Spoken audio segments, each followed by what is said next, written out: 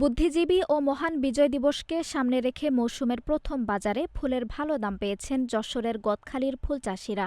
চাহিদা বেশি থাকায় তারা আসন্ন ইংরেজি নববর্ষের বাজার নিয়েও আশাবাদী। এভাবে দাম পেলে এবছর চাষিরা লাভবান হতে পারবেন বলে মনে করছেন।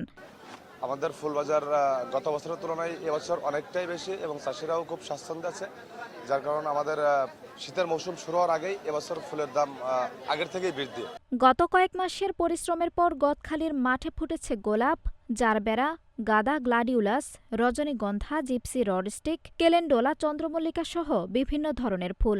আজকের বাজারে গোলাপ বিক্রি হয়েছে প্রতি পিস ৫ থেকে ৭ টাকা, গ্লাডিউলাস কালার ভেদে ৬ থেকে ১৪ টাকা, জারবেরা ৮ থেকে ১২ টাকা, রজনীগন্ধা ৫ থেকে ৭ টাকা, ১০০ পিস চন্দ্রমল্লিকা ২০০ থেকে ৩০০ টাকা এবং ১,০০০ হলুদ গাঁদা ৪০০ ও বাসন্তী গাঁদা ৬০০ টাকায় বিক্রি হচ্ছে। চাষিদের দাবি, কয়েক মাস ধরে বাজার ভালো যাচ্ছে এবং সামনের দিনগুলোতে দাম আরও বাড়ার সম্ভাবনা রয়েছে। বাজার খুবই ভালো যাচ্ছে। মনে করেন যে গোলাপের দাম আপনার যা আছে, চাষিরা মনে করেন মধ্যতার ভিতরে আছে। ভালো মাল মনে করেন 7 টাকা 6 টাকা 7 টাকা বিক্রি হচ্ছে, আর কুমা মাল 5 টাকা 4 টাকা বিক্রি হচ্ছে। নষ্ট থাকে সেগুলো মনে করেন যে তাদের বাদ যায়, এই হিসেবে তাদের আমরা 50 টাকা মনে করেন 50-20 টাকা লাভ করে তাদের দিয়ে দিই। চাষিরা ভালো থাকলে আমরা ভালো থাকবো, আমরা ভালো থাকলে দোকানদার ভালো থাকবে। জীবন অবাক না করলে কে করবে? 28% মিল্ক ফ্যাটের অবাক করার সাথে ফ্রেশ মিল্ক পাউডার। জীবন অবাক করুক প্রতিদিন।